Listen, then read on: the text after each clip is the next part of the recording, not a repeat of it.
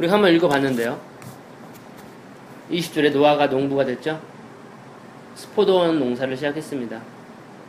그리고 포도주를 마시게 됐고 취했어요. 그리고 그의 장막 안에서 벌거 벗었습니다. 이러한 사건이 일어난 거예요. 벌거 벗은 사건이죠. 했을 때 22절에 가나안의 아비 함이 자기 아버지의 벌거 벗은 것을 보고 밖으로 나가 그의 두 형제에게 말하였더니, 이러한 상황을 접하는 건 그렇게 쉽지 않을 것 같습니다. 정말 의로운 아버지를 통해서 우리가 심판을 피해서 구원을 받았다. 그런 아버지가 정말 완전하고 완벽한 아버지인 줄 알았는데 술 취해서 벌거벗은 상황이 이루어진 것입니다. 우리가 타임머신을 타고 함이 있었던 그 장소로 돌아가 봅시다. 우리 각자가 만약에 함이었다면 벌거벗어 술 취해 있는 그 아버지를 보았다면 우리의 반응은 어떻게 나왔을까? 한번 가정을 해봅시다. 형제님, 아버지 장막 안에 들어갔어요. 근데 아버지가 술 취해서 벌거벗고 자기 방어를 할 수 없는, 자기 수치를 가릴 수 없는 그런 상황에 있는 것을 봤다면 형제님은 어떻게 반응했을 거라 생각하십니까? 놀랐을 거예요? 왜요? 못 보던 모습이었어요. 여기 전에는 그런 내용이 없잖아요. 근데 그거 없다고 그거가 나와 있으니까 인정하지 않겠습니다. 뭐 그거 벗은 거를 자주 봤으면 안 된다. 또 술 마시는 것도 술 마시고 그러니까 취한 것도 있으니까. 그렇죠. 취한 모습도 아마 못 봤겠죠. 그래서 뭐 취하여 자고 뭐 자니까 별로 무슨 그런 거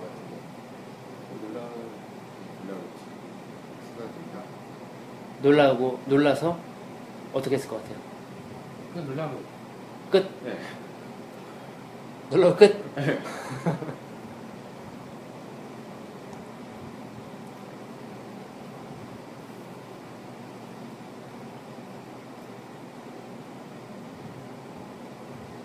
그 아버지가 수치스러운 모습을 보이고 있다는 거죠.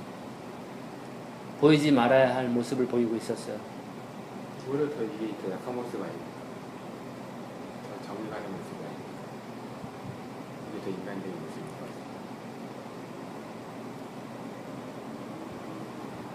근데 그것을 보고 함은 두 형제한테 달려가가지고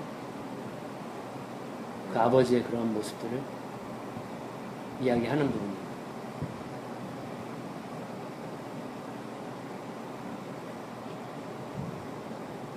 함이 막내인 분입니까? 아마 함이 둘째가 아닐까 생각이 됩니다.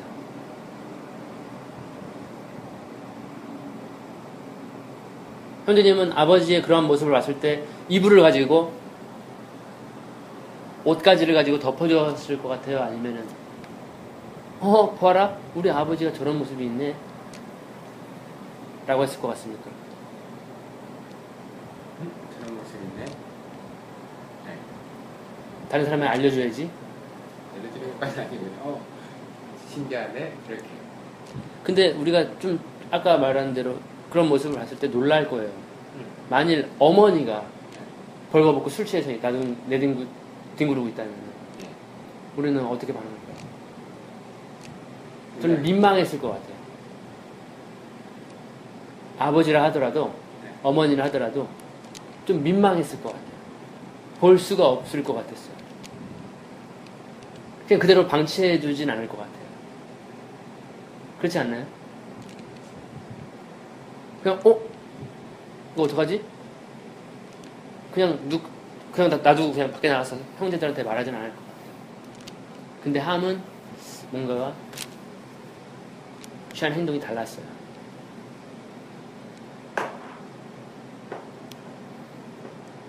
이 부분을 봤을 때 여러분은 다른 사람의 수치나 부끄러운 모습들을 함과 같이 이렇게 이야기하는 걸 좋아하십니까?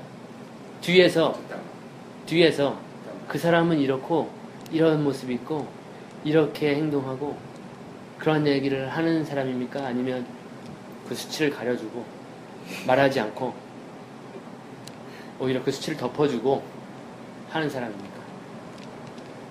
뒷담화 자주 하십니까? 잘 아니까. 그럴 것 같습니다. 뒷담화 이것도 뒤에서 이야기하는 거. 앞에서 얘기해. 예. 시험이 좋다고 하고 있어요. 그래야지 시험을 해야지. 아, 좋다고 하고 있어서. 그래. 그래야 안 되게 하지. 뒤에서 이야기하는 거. 그런데 그러한 다른 사람들의 부끄러운 모습들, 수치, 다 뒤에서 그런 얘기를 하는 것은 축복된 행동이 아닙니다. 근데 뒷담화의 기준이 뭡니까? 기준? 네. 어떤? 기준이 애매하지 않습니까?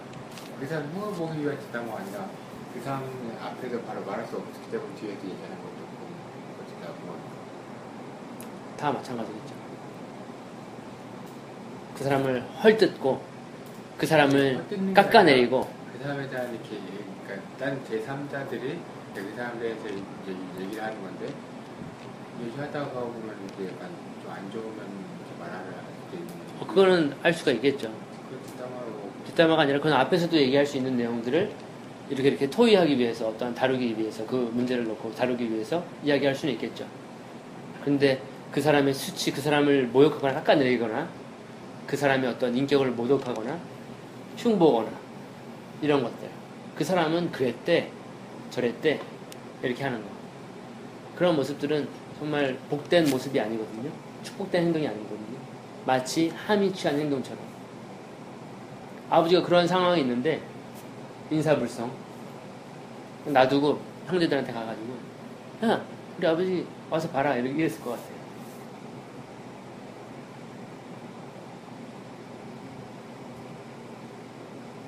마치 함은 그러한 행동을 하게 됐던 것입니다.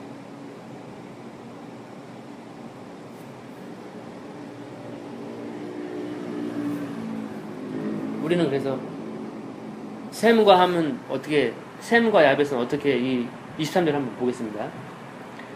셈과 야벳이 옷을 집어서 자기들의 어깨에다 걸치고 뒷걸음질로 들어가 아버지의 벌거벗은 것을 덮은지라. 그들의 얼굴이 뒤로 향해 있었기에 그들은 자기 아버지의 벌거벗은 것을 보지 아니하였더라. 아버지의 그러한 모습들을 보고 싶지 않았던 것 같아요. 보지 않으려고 뒷걸음으로 갔습니다. 그리고 그 아버지의 벌거벗음을 옷으로 이렇게 가려주는 것을 봤습니다. 굉장히 복된 행동이죠, 이것은. 그 아버지의 수치스러움과 벌거벗음을 보지 않겠다라고 하는 결단을 지었어요. 아버지를 향한 존경과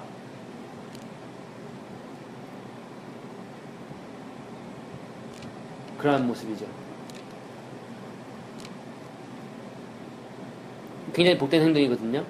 다른 사람의 수치를 가려주는 것, 부끄러움을 가려주는 것, 벌거벗은 것을 가려주는 것. 제가 오늘 아침에 이제 출근하라고 밖에 나갔는데 많은 사람들이 벌거벗은 것을 볼 수 있었어요. 눈을 어디다 둬야 될지 모를 정도. 벌거벗은 사람들이 요즘에 특히 많죠. 그렇지 않나요? 뭐 여름이어서도 그렇지만 노출이 점점 심해지고 있잖아요. 그래서 몰래 카메라가 요즘 유행한다고 합니다. 예, 뭐 그러한 카메라의 모양이 네. 가지각색이에요. 볼펜, 뭐 안경, 모자 있어 눈치를 못 채고 도찰되는 노출이 점점 심해져서 그러는데 제가 이야기하고자 하는 것은 뭐냐면 그런 노출이 아니라 벌거벗은 자들이 많습니다. 옷을 입고 다니지 않는 사람.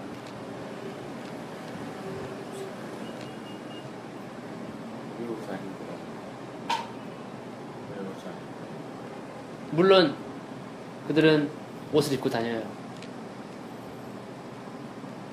근데 입어야 할 옷이 안 입고 있어요. 근데 많은 사람들이 있습니다. 그런 사람들을 볼 때마다 저는 아, 저 사람도 이 옷이 필요할 텐데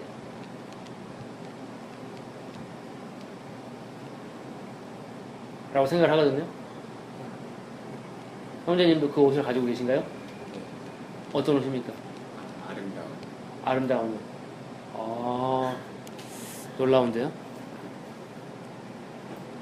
그런 벌거벗은 사람들을 사실 우리들은 이렇게 그들의 수치를 가려주고 예, 덮어주고 할 의무가 있거든요. 어떤 옷으로 덮어줘야 되는지 한번 로마서를 보겠습니다. 로마서 13장입니다.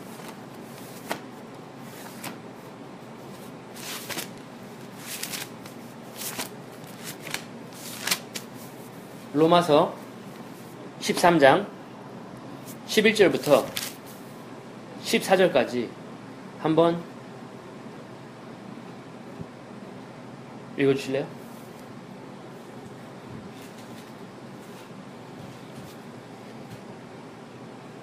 또한 너희가 이 시기를 알거니와 자다가 깰 때 벌써 되었으니 이는 이제 우리의 구원이 처음 이럴 때보다 가까웠습니다. 밤이 깊고 날씨 가까웠으니 그러므로 우리가 어둠의 일을 걷고 빛의 갑옷을 입자. 낮에와 같이 단정히 행하고 방탕과 술 취하지 말며 음란과 헛술하지 말고 쟁투와 시기하지 말고 오직 주 예수 그리스도를 옷을 입고 정령을 위하여 육신의 공을 하지. 예, 사도 바울의 권면인데요. 우리가 처음 믿을 때보다 우리 구원의 날이 가까이 왔다. 그러므로 옷을 입고 있자. 라고 하는데 그 옷은 예, 그리스도의 옷입니다. 그리스도의 옷을 입고 있지 않은 사람들은 마치 수치스러움과 벌거벗은 것과 마찬가지예요. 그들은 하나님 앞에 설 수가 없어요. 그래서 그리스도의 옷이 그런 사람들에게 필요하다. 벌거벗은 사람들에게. 그래서 밖에 나가면 많이 있죠, 그런 사람들이. 우리 주위에도 많이 있죠. 그리스도의 옷을 입고 있지 않은 사람들. 그런 사람들에게 우리는 그리스도의 옷을 선물해 줘야 됩니다. 또 갈라디아서 3장 26절입니다.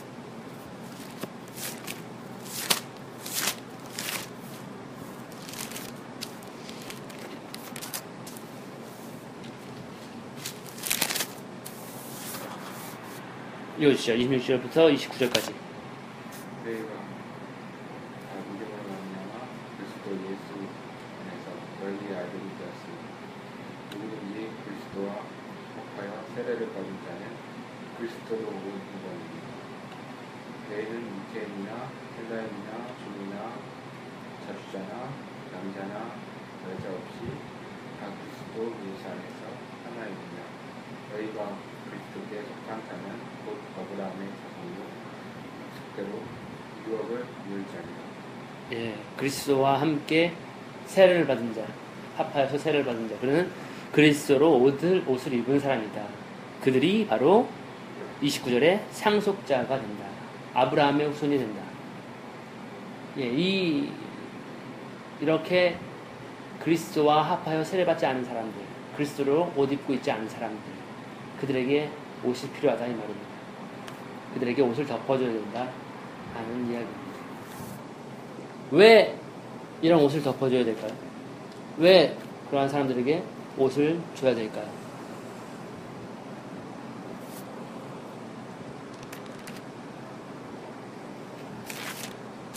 그 대답이 요한계시록에 나와 있습니다. 왜 그리스도와 합하여 세례를 받아야 하는 것이고, 그리스도의 옷을 입어야 되고, 빛의 갑옷을 입어야 되고, 왜 옷을 입고 있어야 될까? 어둠의 일을 벗고 준비하고 있어야 될까? 그리스도로 옷을 입고. 요한계시록 보겠습니다. 16장 15절입니다.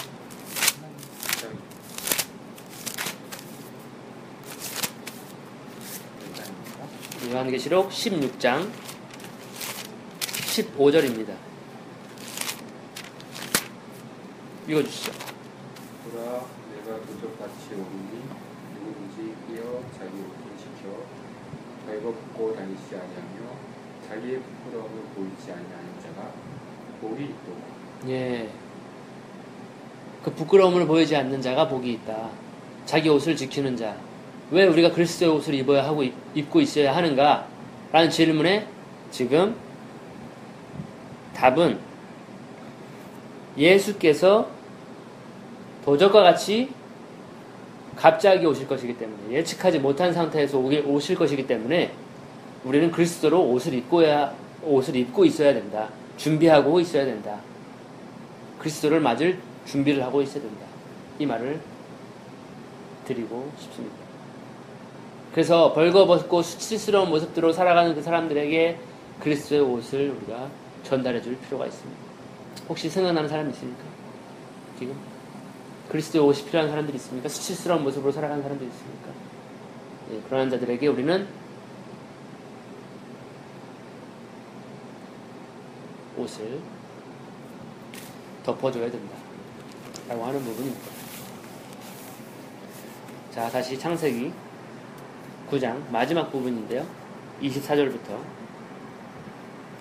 노아가 포도주에서 깨어나서 그의 작은 아들이 자기에게 행한 일을 알고서 25절 말하기를 가나안은 저주를 받으리니 그가 그의 형제들에게 종들의 종이 될지어다 하고, 또 그가 말하기를 셈의 여호와 하나님을 송축하리로다. 가나안은 그의 종이 되리라. 27절 하나님께서 야벳을 중대케 하시어 셈의 장막에 거하게 하실 것이요 가나안은 그의 종이 되리라 하더라. 28절 홍수 후에 노아가 350년을 살았더라. 노아의 모든 날은 950년이었으며 그가 죽으니라. 그 벌거벗은 상태를 말한 함과 그 옷으로 덮어준 셈과 야벳에 대해서 노아가 이야기하는 거예요. 예언이라고 볼 수 있습니다. 이 세 아들들을 통해서 인류가 번창돼요. 민족들이 퍼져나가요. 나라들이 구성돼요. 그런데 지금 노아가 말하기를 가나안은 저주를 받을 것이다. 종들의 종이 될 것이다. 그리고 셈의 여호와 하나님을 송축하리로다. 가나안은 그의 종이 될 것이다. 하나님께서 야벳을 중대케 하시어 셈의 장막에 거하게 하실 것이요 가나안은 그의 종이 되리라. 가나안에 대해서 언급을 하고 있습니다. 놀랍지 않나요? 누가 아버지의 수치스러움을 형제들에게 이야기했나요?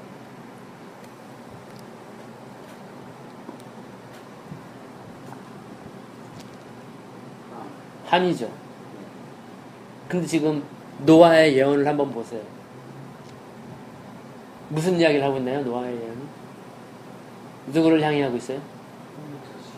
예, 함의 아들 가나안을 향해서 하고 있습니다. 가나안 많이 들어봤죠?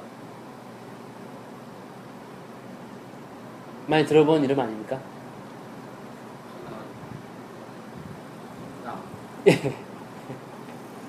가나안 땅. 가나안 민족이 살고 있고, 그 땅은 젖과 꿀이 흐르는 풍요의 땅이죠. 풍요로운 땅. 그 가나안이 저주를 받을 것이다. 노아는 이야기를 하는 거예요. 종들의 종이 될 것이다. 그 형제들의 종이 될 것이다. 그래서 이 이야기는 노아의 마지막 부분이거든요. 예언이거든요. 성경에 기록되어 있는 함의 행동으로 인해서 가나안은 저주를 받습니다. 종들의 종이 될 것을 예언받아요. 대신에 하체를 옷으로 가려준 셈과 야벳은 축복을 받습니다. 그런데 그러한 예언들이 가나안을 향해서 선포되고 있다. 그 아들, 함의 아들에게 선포되고 있다. 그래서 이것은 어떻게 보면 민족적인 어떤 가나안 민족에 대한 노아의 예언일 수가 있겠다. 결국엔 뭐예요? 가나안 민족들은 어떻게 돼요?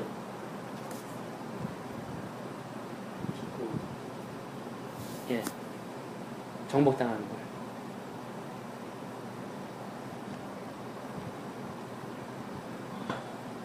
이것으로 노아의 이야기는 일단락이 져져요. 근데 왜 함이 한 거를 하는 자식이 예언을 받았죠. 저주가 되지? 예, 사실 가나안은 그런 행동하지 않았는데, 예. 그래서 이제 많은 학자들은 뭐 가나안이 여기 개입될 수 있겠다 라고 이야기도 하는데 성경은 그런 내용들은 기억하고 있지 않아요. 단지 함의 자손, 그 다음에 셈의 자손, 야벳의 자손, 그것을 통해 그들의 퍼지는 그 민족들을 통해서 어떠한 부분을 예언한 것일 가능성이 많다. 왜냐하면 성경을 쭉 이제 노아는 죽고 없어지죠. 그러나 그 아들들로 인해서 민족들이 전 세계로 퍼져나갑니다. 그런데 그 함의 자손 중에 굉장한 인물들이 많이 나와요. 어떠한 굉장한 인물들이냐 하면은 하나님을 대적하는 민족들이 많이 나옵니다.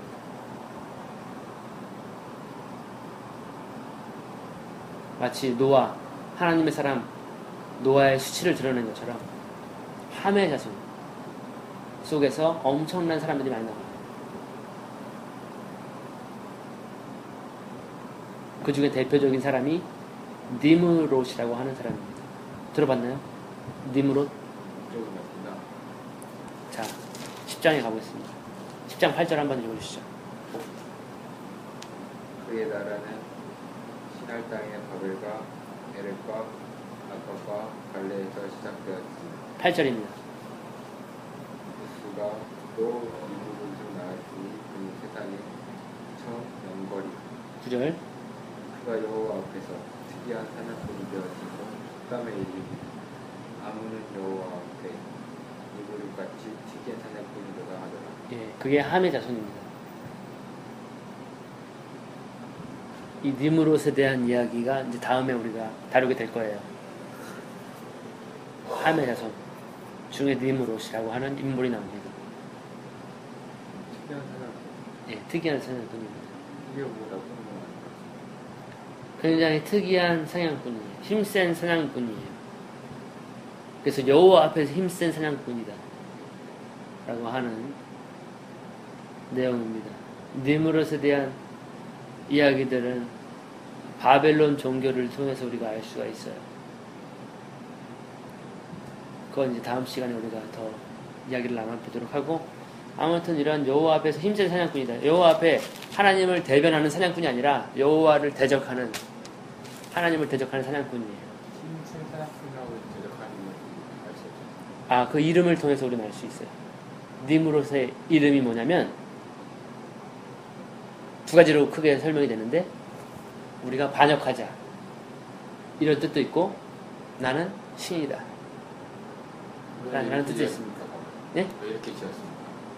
그 가나안의 이제 함의 후손 중에 그러한 니므롯이라고 하는 독특한 인물이 나오는 거예요.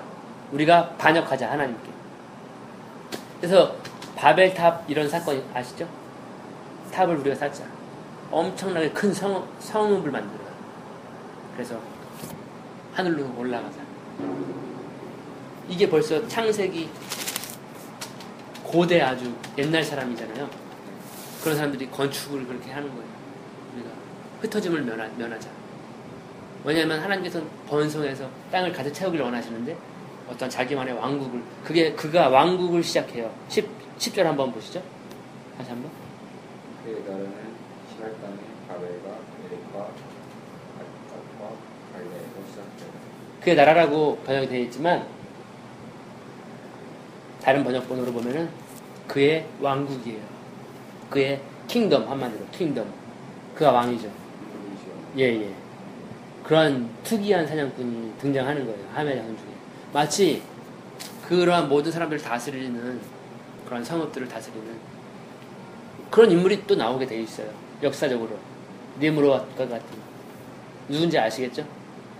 예, 함의 자손. 그래서 함의 자손 속에서 그런 사람이 나올지 우리는 예의주시할 필요가 있겠죠.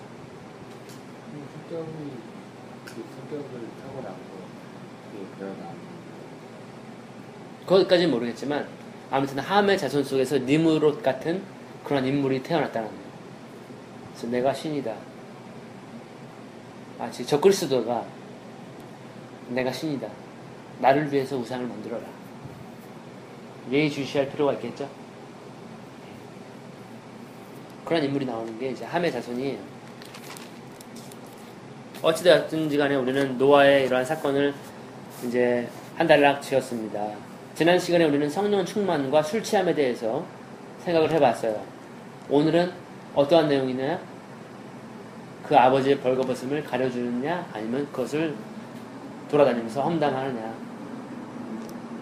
그리고 그것을 옷을 덮어줄 것이냐? 옷에 대한 얘기를 우리가 나눴습니다. 제가 드리고 싶은 결론은 뭐냐면, 우리가 술 취하지 말고, 날마다 성령 충만해서 그 그리스도의 옷으로 사람들의 수치를 가려주고, 뒤에서 험담하거나, 뒤에서 후욕하거나, 욕설하거나 그러지 않고, 우리가 그리스도의 옷을 입혀주고, 또 우리 스스로도 그리스도의 옷을 입고, 그리스도의 오심을 기다리자. 라고 하는 이야기를 나누고 싶은 거예요. 자, 오늘은 여기까지 하고, 궁금한 점이나 하고 싶은 이야기가 있나요? 여기까지 보면서.